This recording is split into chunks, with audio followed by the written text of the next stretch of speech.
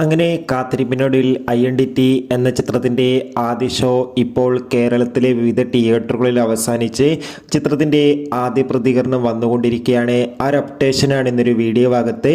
വീഡിയോയിലേക്ക് മുൻപ് video like ചെയ്യുക, ചാനൽ സബ്സ്ക്രൈബ് ചെയ്യുക. ഡിസംബർ മാസം ഇനിയും ധാരാളം ചിത്രങ്ങൾ അങ്ങോട്ട് OTT റിലീസ് ചെയ്യാൻ പോവുകയാണ്. ചാനൽ ഭാഗം പരിശോധിച്ചാൽ നിങ്ങൾക്ക് കാണാൻ വേണ്ടി സാധിക്കുന്നതായിരിക്കും. ടൊവിനോ തോമസ്, തൃഷ എന്നൊക്കെ പ്രധാന കഥാപാത്രങ്ങളായി ഇന്ന് റിലീസ് ചെയ്ത ചിത്രം INDT. എല്ലാ സിനിമാ പ്രേമികളും ഒരേപോലെയായിരുന്നു ചിത്രത്തിന്റെ റിലീസിനായി കാത്തിരുന്നത്. ഫൈനലി ചിത്രത്തിന്റെ ആദ്യ ഷോ ഇപ്പോൾ കേരളത്തിലെ വിവിധ തിയേറ്ററുകളിൽ അവസാനിക്കുമ്പോൾ ചിത്രത്തിന് മികച്ച പോസിറ്റീവ് റെസ്പോൺസ് ആണ് സ്വന്തമാക്കാൻ വേണ്ടി സാധിച്ചിട്ടുള്ളത്.